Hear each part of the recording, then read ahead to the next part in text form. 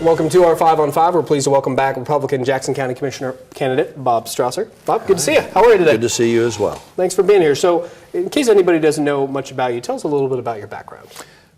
Well, basically at this point, about 43 years in the public sector, so that includes 20-some years on a police department. I retired as a division commander from Southern California Police Department.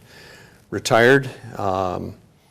Things changed my life. I lost my first wife and I got engaged with the city. So I've now got about 19 years of volunteering with the city. I am remarried. My wife Phyllis, we've got 8 grandkids. But aside from the city council for 16 and the water commission for a couple of years and the budget committee before the council, I was also on the League of Oregon Cities board as well as the governor's appointee to a state public safety communications committee, the State Interoperability Executive Committee. So what about your experience makes you the best candidate for this position? I've spent a lot of time in the public sector, so the issues of public safety, the issues of land use planning, management of large groups of people were part of my old job, and now as a policymaker and dealing with, well, the city had to deal with, 7 labor groups. I've had a lot of exposure, budgets, making sure we're not like the federal government, we have to have a balanced budget.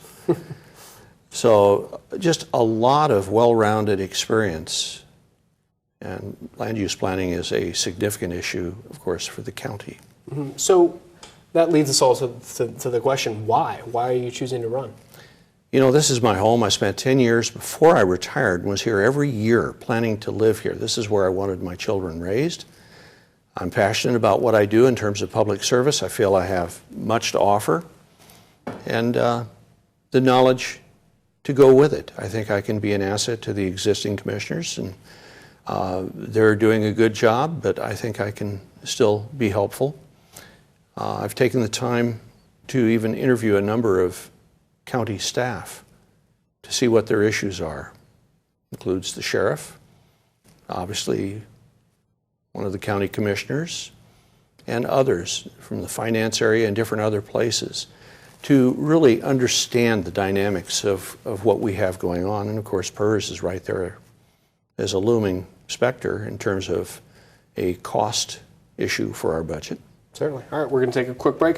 We'll have much more in a moment. Stay with us.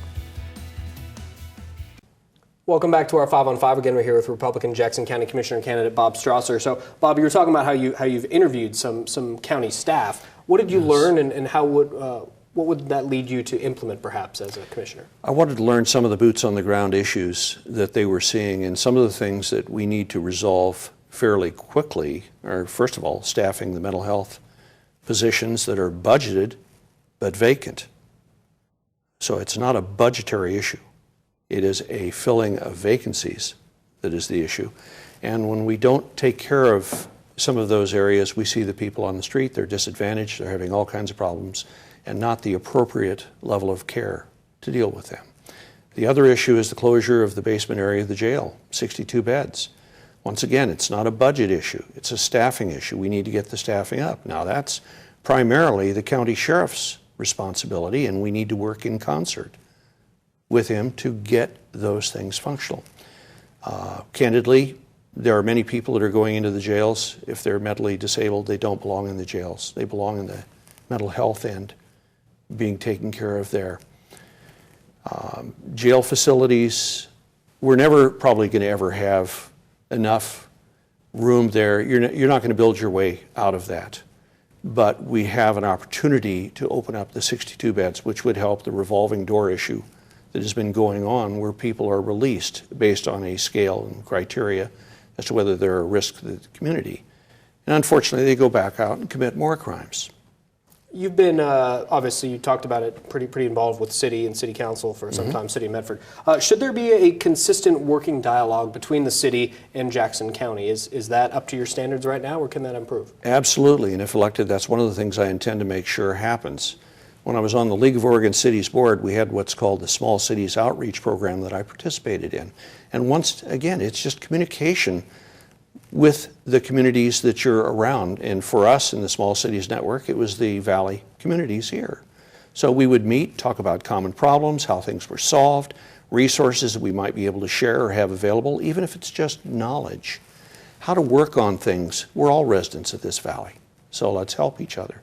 And instead of other cities, it's our friends and neighbors that are living in another geographic location that's maybe within an urban boundary, maybe not. I've been talking to ranchers and farmers. I've been attending all the Farm Bureau meetings since before the primary. So just trying to get a good feel for the diverse elements that make up the culture and population of this county. Good to see you. Thanks so much Good for to being here. see you. Appreciate it. Thank you. Stay with us. We'll be right back.